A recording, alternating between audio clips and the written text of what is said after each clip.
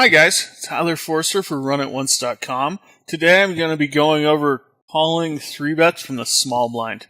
And we're going to look at some, actually they're all very big pots that I played in this situation.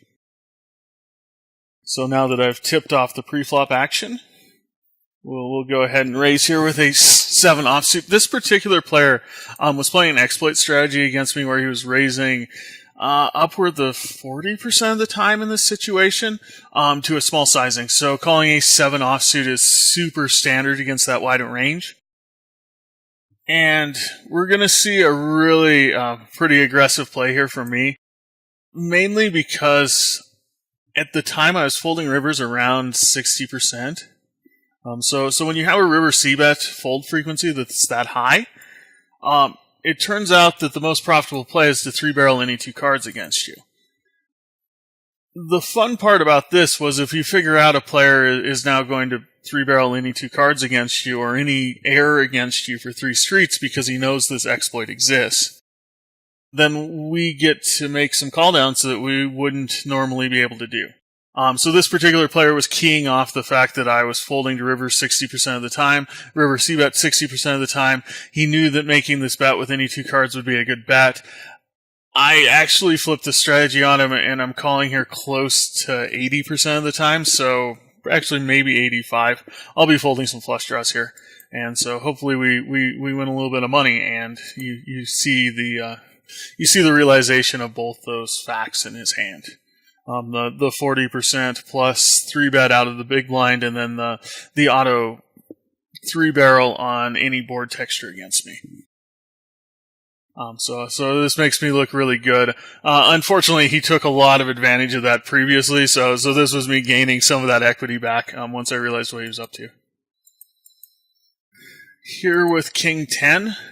I'm against a long-term regular. He's been a pro now for years and years, maybe 10, 12 years.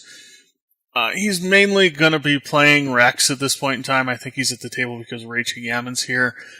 His ranges here are going to be fairly classic, maybe a 20% 3-bet, probably slightly polarized, slightly to mostly polarized. And on this board texture, I'd like to see myself check raise and get all in. And I do.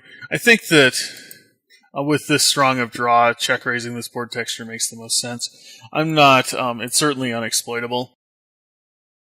We get in against Ace Queen, and I believe I have about 54% equity against that hand, so I'm actually ahead of it, so that's an excellent situation for me. Alright, here with 9-7 of hearts. Dream My Dawn is another reg.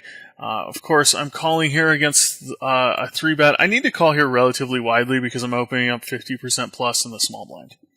And since I'm opening up so much in the small blind, I'm going to need to defend relatively widely here. 9-7 suited certainly an easy call in the button to a 3-bet, and it's pretty marginal in the cutoff. I think here it's also a pretty strong call. And you may see me raise and get all in here, you may not. Both options are okay. I tend to favor raising these hands on the flop, both the King 10 of hearts and the 9-7 of hearts in this situation, because it's possible for me to get my money in ahead, and I'm never behind. So this is a really great spot for me to realize equity immediately with a hand that's going to be ahead of his hand range. While still needing some protection, because obviously any non-heart card above 10 comes out, I would eventually have to turn this into a bluff catcher on the river if I didn't make it. So this works really well as a check raise for value. Once he calls the flop, this is a little bit awkward. With 33%, I tend to finish this and just move all in. However, you could make the argument, since I had top pair, and I'm really probably never folding better here, that checking would be better and maybe hoping that he checks back 8s through queens. Or 8s through kings here, and I get to realize a little bit of my equity for free, since I'm likely behind at this point in time. This is a very specific spot for the check. If I had second pair, it's very likely that jamming would be better because he would occasionally fold some under pairs, say 5s or 6s here, on a different board texture, of course. This particular board texture, obviously, he would be calling those. So 9-7 is a little bit odd because it does have some bluff catcher potential, and it's very likely to split his range, where we only get called by better hands and we fold all the worse ones. Except, I guess, for maybe a 7-6 or 4-3 type hand. And hopefully he didn't have kings, but I suspect he did. And so he did go ahead and have aces. I think his play is really very standard there. And ultimately, it's one of those hands that happens. It's both players played it correctly. Luzaroa is a reg. He was making a decent amount of money playing higher stakes at this point in time. I don't remember his frequencies here. In general, he errs to the tight side of things, so it's probably closer to 12 to 15. Ace-Jack, though, however, is too strong to fold here if he's at all polarized in this situation. And he uses a relatively large bet on the turn, which is a little bit uncommon. That's not the traditional play in this situation, to bet 75% of the pot on this board texture. I think probably what he was thinking was things like Queen Jack, Jack 10, Queen 10, all might want to peel 1 and then fold the turn, so by betting a little bit bigger there, he maximizes value against them. It's also possible that he hasn't switched off. He's not appropriately differentiating between a reg and a rec here. So he's choosing to do this with his value hands, because betting ace-king there against a rec at 80% of pot is probably your max exploit play. Even though it wouldn't be against a reg, it would be against a rec, because a rec's going to struggle to fold all those draws. He's going to have plenty of aces that want to peel at least a street. So we're kind of balancing this kind of unorthodox line that might be designed to maybe make me overfold there with the idea that maybe he's tired during the session and doesn't quite understand how my hand range looks compared to the average rec here, and how I might react to that bet versus the average rec. Of course, with ace-jack, I'm going to go ahead and call. When he bets this big on the turn, it would be very uncommon for him to have a lot of bluffs at this point in time. Structurally, he has to take some hands that are below 7 here and bet largely with them for 2 streets. And that play might be really effective here against me. It was certainly something we just saw with Romulence doing in that situation, where he felt that, betting 9-5, 3-betting 9-5 and then barreling off on any board texture was going to net him the most money. Because it's unexpected from players like this, it tends to be more effective.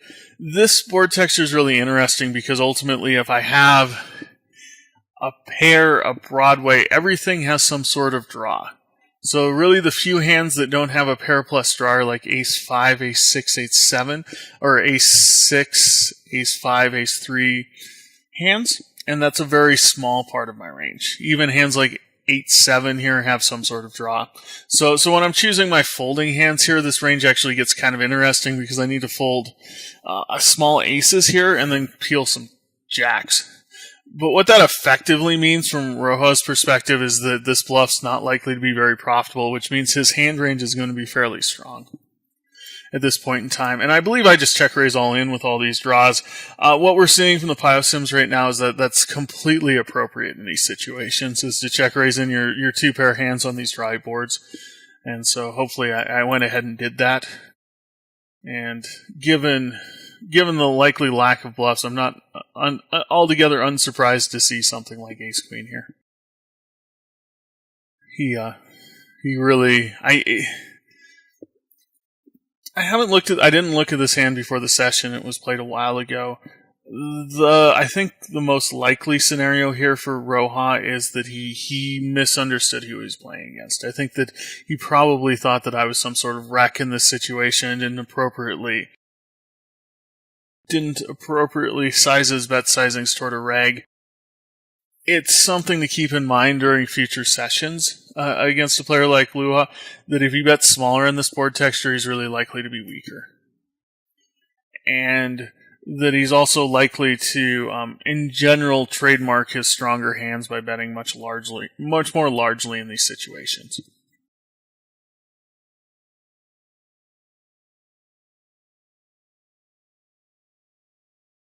Here with sevens, rocks is another pro. And we'll go ahead and call, of course, with sevens. There's some argument to get all in if he was particularly wild here. He's fairly aggressive, but not upwards of 30%, which is about when sevens become profitable to get in. Here with my set, I'm of course very happy to have a set.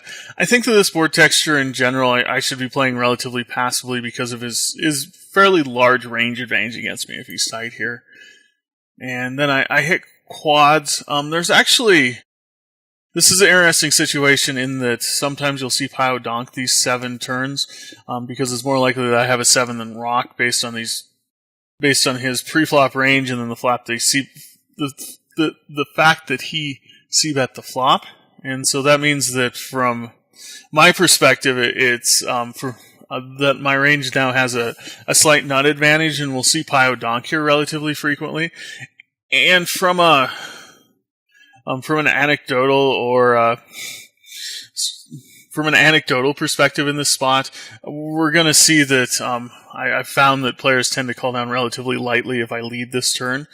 So this might actually be my best play at this point in time, is to go ahead and lead this turn, which is something that would be within the GTO framework and would also likely cause exploitive mistakes. There's plenty of bluffs he can put me on in this board texture, and it's not unreasonable to see call downs here from things like Ace-King if he believes I'm polarized. Something like Ace-10 could be a profitable call if my range is misconstructed. However, I choose to call, and then I catch not a great card for my range. This is the sort of card that will oftentimes shut down tighter pros with their overpairs, because all the draws got there, and if they haven't built their ranges correctly here, they're going to be under bluffing significantly, and because they're under bluffing so often here, it actually forces them to check back some of their nut hands. So they end up having to check back things like jacks, which actually have really pretty decent equity against my ranges.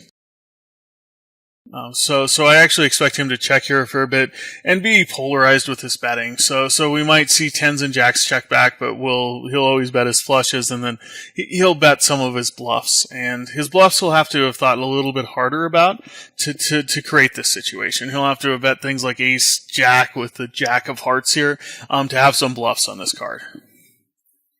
So again, if this player is a little bit less sophisticated and hasn't really thought about what sort of hands he wants to bluff on, say the 6 of hearts or the 9 of hearts or the 10 of hearts, he's going to not have very many bluffs in his range. So it's very, very possible that folding an 8 here would maximize your value significantly. And in fact, against some players, even folding a 7 here would be a strong play that might net us upwards of a couple $100.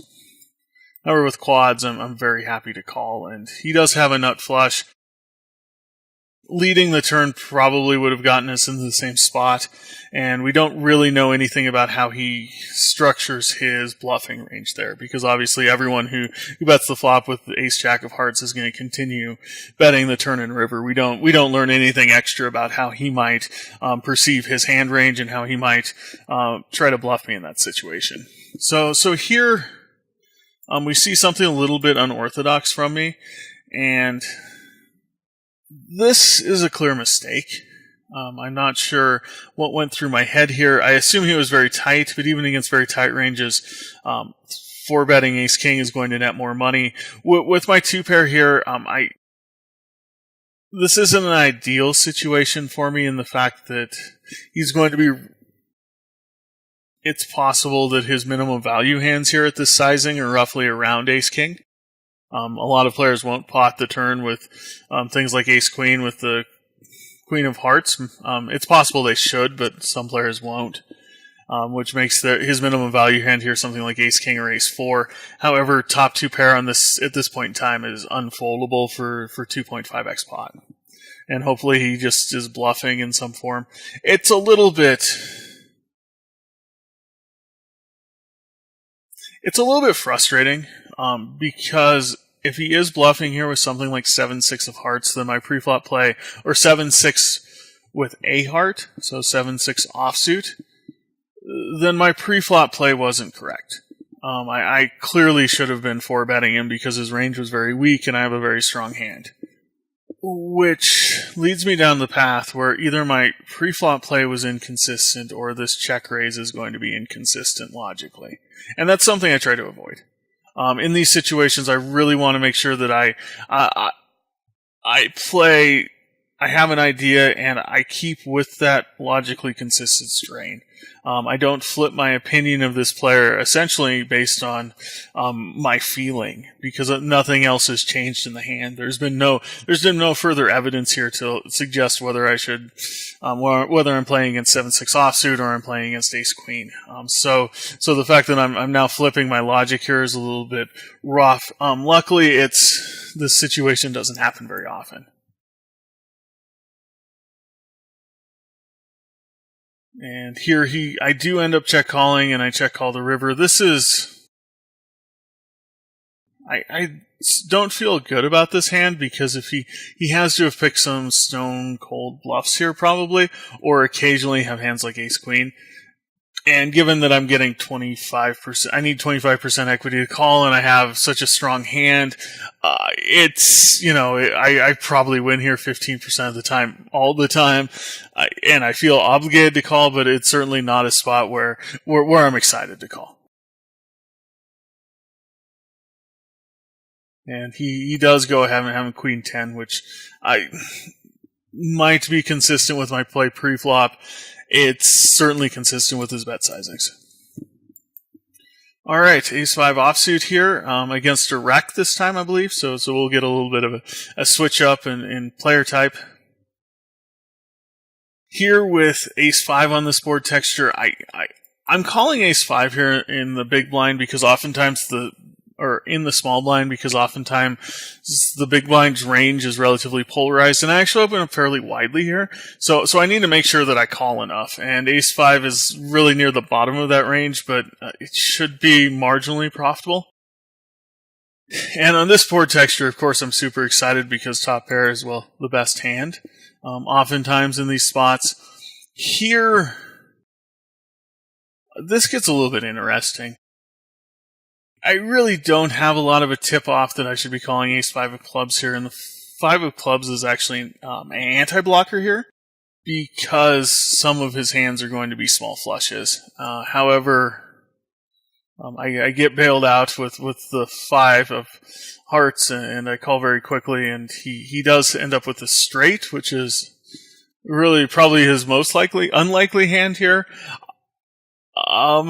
I think his play is good. My play might be a little bit loose pre-flop in general. Though once we see things like 3-4 of clubs, it could be possible that this is a profitable pre-flop play. The flop play, of course, is strong. Once we flop top pair, folding would be, a little bit absurd. And then on the king of hearts turn, without statistics is a little bit tough, but we can conceive of many draws he could have here. And ace-5 is certainly going to be maybe in the bottomish part of my turn calling range, or at least the middle. And then of course I'd be folding most rivers unless the 5 of the suit came out, which actually works perfectly with his 3-4 of clubs here. So overall, an okay hand. Ivanildo's a long time pro. He bum hunts relatively hard. His ranges here are fairly tight, which is why I end up flatting 10s. In fact, they're very tight. They're something like 7% at the time. So when you have a player who's 3-betting like you're under the gun against your small blind range, you can exploit him by opening up more often in the small blind. But you certainly don't want to be 4-betting him very often, and 10s doesn't meet the cutoff for 7% 3-bet range to go ahead and 4-bet. And I flop this awesome set, so I'm going to go ahead and call, which I think is reasonably standard here. We could make the argument I should be check raising periodically. Most players here, and this is an exploit, is that oftentimes players will double barrel all their draws on this board texture. So anytime Ivanildo has a diamond draw, he'll bet twice. And every time he has something like King Queen, he'll bet twice here. And then once he gets that $80 into the pot, he's going to have a very hard time folding his diamond draws. And he's certainly never going to be folding his kings, or very, very unlikely to. So once I get him to put this bet in, it's not unreasonable against a very tight opponent, which he was, that I'm going to be king called here close to 85 to 90% of the time. And when you get called that often in a spot, you have to be really excited when you have a set. And that's gonna really maximize my value here. So instead of check raising the flop against this tighter opponent, I let him get to the point where he feels pot committed, and then I check raise him.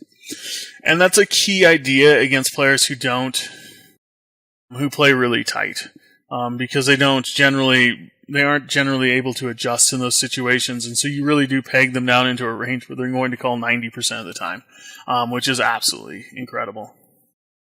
So here with Ace Queen, this is going to be a marginal 4-bet against a lot of players. I just go ahead and call in this situation.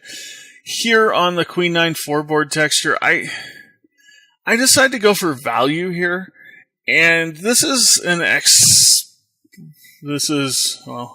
tricky old-timer play. A lot of players on this board texture have trouble folding because it's very easy that they can see that I have King Jack and King 10 here, and Jack 10, and that's a lot of combos. We've got almost 48 combos of very obvious bluffs here, and that makes folding in their perspective very difficult. If we add on to the fact that this is a 3-bet pot, where he's going to be a little bit more excited about his hand range here, that means that folding's going to happen less often.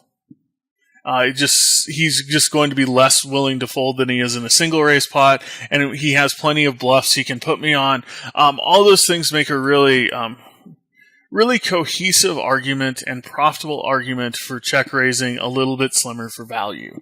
And something like Ace Queen off here is the check raise that's a little bit slimmer for value. Because he's got enough bluffs here, it's likely we could get some hero call downs, and this is one of the ways we prevent the hero call downs, is just to go ahead and check raise Ace Queen off here. And we hit the nut hand for us. I like the sizing here in this situation to go a little bit smaller. This card actually doesn't favor his range very much. He ends up with a lot of jacks and 10s, king, queen, jack, some 9s here. And so by betting small here, we put him in an awkward spot on the river when a blank falls. Because he's not really going to want to fold all those hands to the small bet. If he does fold them all to the small bet, it's actually could be pretty exploitable, given how he perceives our range. But he's also not going to want to stack off, so he's going to have to make some really tough call downs here to make on the river to essentially keep me from bluffing. And I'm likely to be able to pull an extra bet out of him by betting the turn here and then bluffing the river at 220. He's going to fold there occasionally, and it's very possible he ends up with a lot of hands that he doesn't know what else to do except fold. And so in this situation, he has kings, which I don't know. Clearly, he's always calling that on the turn in river. It was just a very unfortunate turn card for him. So here with King Jack, super easy raise.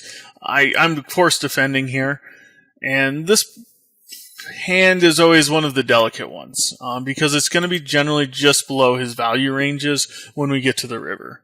Most players will value bet King Queen on 2 blank rivers, but they won't value bet King Jack, or if they do value bet King Jack, they certainly won't value bet King 9. So we really end up in this really cuspy situation between the play on the turn and river. The flop play is of course super standard at this point in time.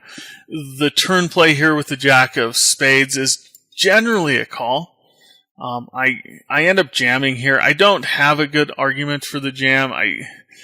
I remember the hand, and I remember thinking this is a clear mistake, given the way that a lot of players' ranges are put together. Though I will end up in situations where I win against Ace Queen with the Ace of Hearts, or Queen with the Queen of Hearts.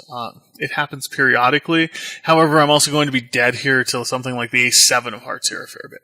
So the fact that I'm dead here a fair bit to the Ace 7 of Hearts really changes the way this hand should be played, and I definitely should be calling here. And so he does go ahead and call off, and we blank off, and he has a set of 10s, which isn't a bad. Actually, that's one of the better outcomes for me because I still had a little bit of equity against his hand. All right, so Golf Goomta is the. I forget whether he's a reg or a rec in these games. It looks like Vads here is the rec, so he must be a reg. Of course, calling with Queen Jack of Hearts, it's going to be a super easy call. On this board texture, I'm calling, and at least 2 streets, probably 3. Once it gets checked through here, I've got some options. There's a reasonable argument to bet here to protect some of my floats in this situation, so something like 7-6. By betting here, he has some kings in his range, but realistically it's not a large section of kings. Some of the kings got bet on some kings get checked back on the flop, some kings get checked back get bet on the turn, so both of those lines lead us to less kings. He doesn't always 3-bet his kings. Things like King 10 offsuit here is not a mandatory 3-bet. So he's going to have ace-king combos that may or may not bet the flop, king-queen combos that may or may not bet the flop, and he also ends up with a decent portion of air. So I can go ahead and value bet here, and if I'm floating here aggressively enough, I might be able to force him to call down some ace-highs. The more traditional play at this point in time, of course, is to check call, and hopefully he overbluffs at this point in time. So we're just going to check call a hand higher up in our range, and hopefully he's bluffing. And he has King 10 of diamonds, so unfortunately he wasn't, but obviously sometimes he will be, and that's way too high up to fold. Alright, Mladkar gives me a small 3-bet. And I flop 2 pair here. I think I go ahead and flat here. Either option's okay. For the most part, you're going to want to check raise, but check calling here, especially on the flop, is certainly fine. On the turn with a big bet sizing there, I think I should be more likely to raise, because he's polarized his range, and I'm actually ahead of his polarization on the turn. So if we flip back here, when he mashes pot, he's not weak here. He's not likely value betting something like King 7. He's saying essentially he has a nut hand or a big draw. And against that range, I beat all the nut hands and I beat all the draws. So I should go ahead and check raise here and force him to call this big bet. At the time I was thinking he would overbluff the river, but ultimately taking advantage of what I see now is going to be more important than the possibility that he might bluff me on the river. Mainly because I'm not as sure of the river play in these situations. 3-bet river c-bet statistics are some of the most unreliable statistics in poker. We just don't know. They don't happen enough for us really to get good senses of them. So me trying to key off some idea here, I need to check raise here and really take advantage of the fact that I have a nut hand against his range that he thinks is very strong, and my hand's stronger.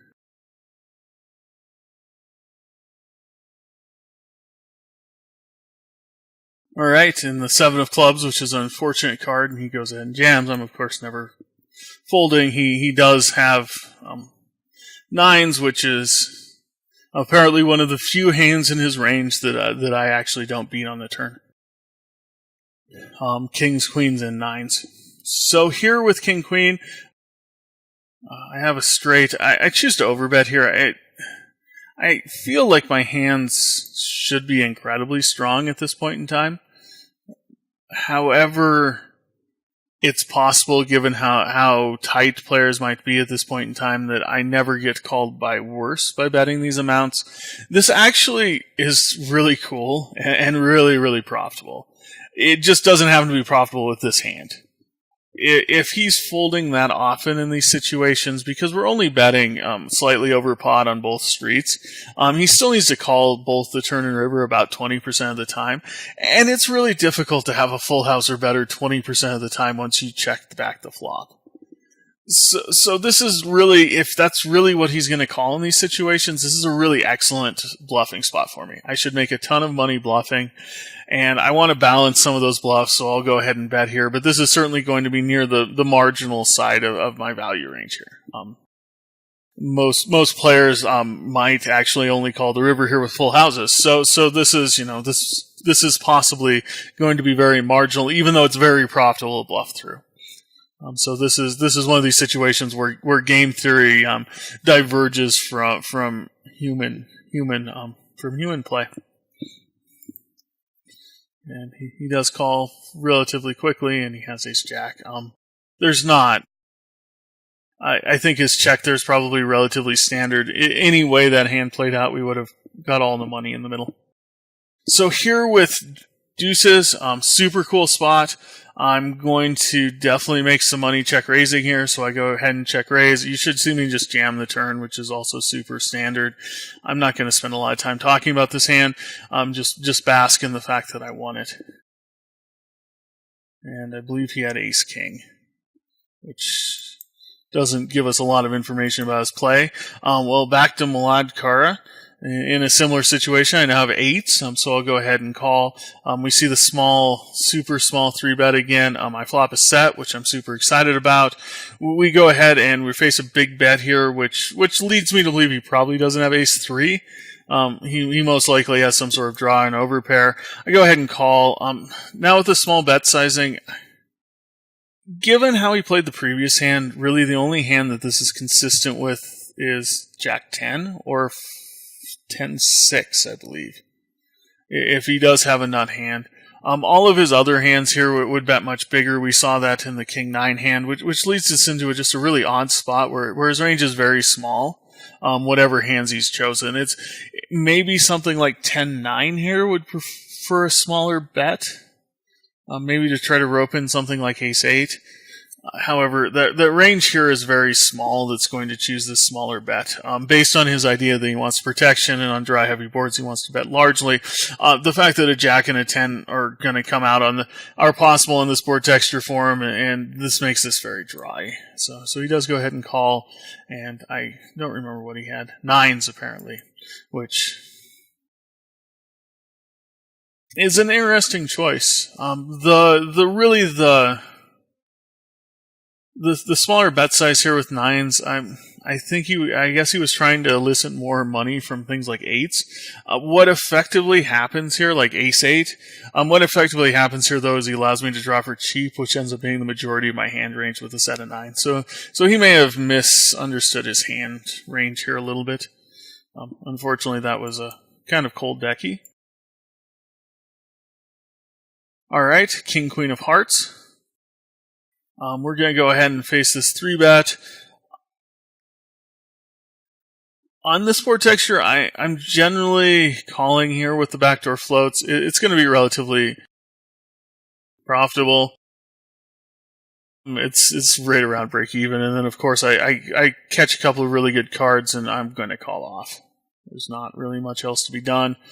And he has ace-9 of spades, which is, again, a little surprising, but top 2 pair versus flushes isn't very interesting. Here with ace-jack, I'll go ahead and call again, since that's the theme of this. I'll go ahead and call this flop. I'll probably be looking to bluff the 3 heart board textures. This is going to be better for me because, obviously, I have the nuts. Okay, so to compare and contrast the king-jack hand with this hand, the ace-jack of hearts is a superior bluff because I will always have equity. The king-jack with the jack of hearts is not a great bluff because some reasonable percentage of the time, somewhere between 10 and 15% of the time on a 3-flush board, he's going to have a nut flush when he bets. And so the jack of hearts always loses, has 0% equity here. Without the ace of hearts, that's not true. So I'm going to end up with always have equity, and I should actually generate more fold equity here in GTO world because he's not going to have as many hands that bet call. And he did go ahead and have ace-4 of clubs, just random. Just randomness. We're facing a super small bet here, so I'm never going to fold against the min raise. Folding here against the min raise would be really ridiculous. This is probably actually a raise for value against most players who choose this strategy because I'm going to be able to extract some value from his overcards with a heart, and I definitely beat or slightly ahead of all of his overpairs at this point in time. I choose the lower variance route of calling, and now I'll call again. At the jack, I think I'm essentially stuck calling, and he goes ahead and mashes pot here, which is kind of weird. This isn't something that happens a lot. It's given his sizing, the fact he's likely not very strong of a player, I really don't have any conception of what this is. We're probably looking at a bluff. You'll see some king hearts here, 7-5 of hearts, 5-3 of hearts. Relatively small ranges. I think I just need to go all in at this point in time and extract a little bit of extra value from the king of hearts. And he of course was bluffing, which isn't unsurprising given our card removal. The fact that we have the ace of hearts means he's virtually always bluffing there. Fours, super easy. We're going to see me probably check raise. Nope, I'm calling against this particular player. He was fairly aggressive. And check raise the turn. And hopefully we win here. And apparently we did with ace queen. King 9 again. I apparently like calling 3-bets with this hand. It's going to be really close to the bottom of my range. I'm really surprised that out of the top 20 biggest pots I've played in this situation, 2 of them have King 9 off. Here with... Alright, this is a situation that Shaitan has really great... really profitable situation for Shaitan because I'm going to be forced to be bluff catching down. I'm never going to have very many jacks in my range.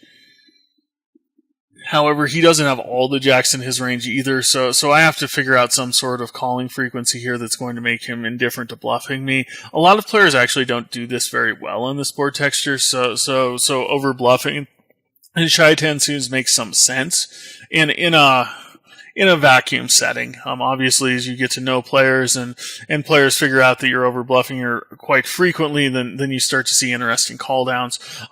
For now, in this situation, if I was Shaitan, I would just move my frequencies up slightly. I wouldn't go for the wholesale exploitation. And King 9 actually has some interesting blockers in the fact that it does block things like King Queen and King 10 here. However, I'm not sure how important that is compared to blocking things like King Jack and Kings. So I'm going to rate this as roughly neutral. And now the 8's hit, and I have to call here occasionally. I really don't have any way around it. Maybe King 9 is going to be slightly too loose. It's going to be really, really too profitable for him to bluff if I don't call 9s here periodically. And we can debate whether King 9 is the best call or something like 10-9. However, I need to make some 9 call downs. This is one of the ones I chose. And he did have King Queen, so I looked really good, kind of. Because if he bluffs King Queen here and I block the King, it's a little bit more neutral. I would have preferred to call down something like 9-7. Would have had a little bit more equity here. So of course he has Kings then too. It's gonna be pretty close. Alright, last hand guys. King 6 of diamonds against Sippenho, who's a aggressive rag here. Pretty easy call with King 6 of diamonds versus the polarized range, and I'm opening up fairly widely. I need to make sure I defend here. This is great. I'm going to flop the nuts, which move on to the next hand here. We'll wait and see what he has. And he has Ace King, so super easy. Easy game. Easy peasy. Alright, against the min raise, 10-9 of hearts, I'm going to call. We're going to see a check call here. This is probably closer to a check raise with the Jack of Hearts.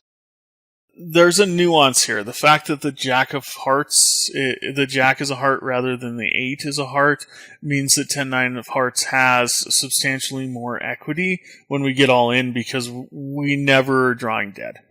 Or we're never drawing to just our straight outs. Whereas if he has something like Queen Jack of Hearts, we end up drawing just to our straight outs, and that's never going to be true in this situation. The worst case scenarios for 10-9 of Hearts here are going to be Ace 8 and Queen 8. And we still end up with some outs. We end up with an extra, I think, 4 outs, 4 or 5, depending on how you want to downgrade the 10s and 9s. And he goes ahead and mashes pot on the turn, which the min-raise bet flop mash turn range is really pretty odd. That's not a common line. It's likely, given the draw situation, that he wants to maximally take advantage of me calling things like 8-7 and 6-5 here. So by betting really large, I have to call 1 and then maybe fold the turn. I think this hand probably should be a balanced check jam, given how often I check raise my nuts here. We'll see what happened. I apparently lower my variance and I call, and then this pot must have made the big pots because it was just so large for the first 2 streets. And he does just go ahead and jam the 6 of diamonds. There's some exploits going on here. Right here, he believes that I'm apparently overfolding in this situation. So he's going to raise small here and watch me overfold, or the player pool's overfolding here. What that means is this range is likely to be a little bit fluffier, I guess. If I was to hesitate, and maybe a little more value heavy. So the smaller sizing means the range expands. The smaller sizing from an exploitive standpoint means that the range is likely going to try to exploit me in some way, which means that he's likely either to be weaker or stronger. Would be the 2 common ways to do this. So it would be that he thinks that I overfold pre-flop, post-flop, and pre-flop, so he would choose a smaller sizing with his bluffs to try to maximize this. Or he thinks for some reason I don't fold enough post-flop, so he wants to get more money in when he has aces. So he thinks by making the smaller raise size here, I'm more likely to play. He's more likely to make money with his aces. It's, given my general mode of play in these games, it seems unlikely that he would choose this for aces if he knew me. However, sometimes it's just generic player pool reads in these situations. And then he becomes very confident on this board texture with these bet sizings, which probably are the correct bet sizings on these board textures, but we shouldn't see them very frequently. So it becomes a little odd on what his hand range is here. I'm not 100% clear on what's going on at this point in time. It's maybe possible he took something like Jack 6 and flop 2 pair. That might be a plausible way to go ahead and play this. It's possible that his pre-flop trap now with aces has been sprung, and now he wants to make sure he bets very largely in these situations. It's possible that he thinks that this is the appropriate combo. That this particular combo is going to be particularly effective against players, to raise small pre-flop and then to bet very large on the flop, that's going to cause people to overfold in these situations. One of those 3 things is true. This board texture generally doesn't get overfold, so it's a little bit odd to think it would be the 3rd one, but a lot of players lump the entire player pool together. They put all the players in together and all the board textures in together, and that would lead you to do this on every board, and it wouldn't work on this board, but it works on a lot of boards. So that's one of the perspective answers. And then on the turn, this is kind of where it gets a little odd. We're probably out of the hands that just feel like they need to pure bluff here. But it's possible that he took something like Queen 7 and made the min raise and now is just jamming the turn, just for the heck of it. Just mashing pot with his gut shot and overcard under the hope that I'll fold either the turn or river. It's almost more consistent than any other line except 2 pair here. Because generally you're really only going to want aces or kings into your small raise preflop range where you can have tons of bluffs here.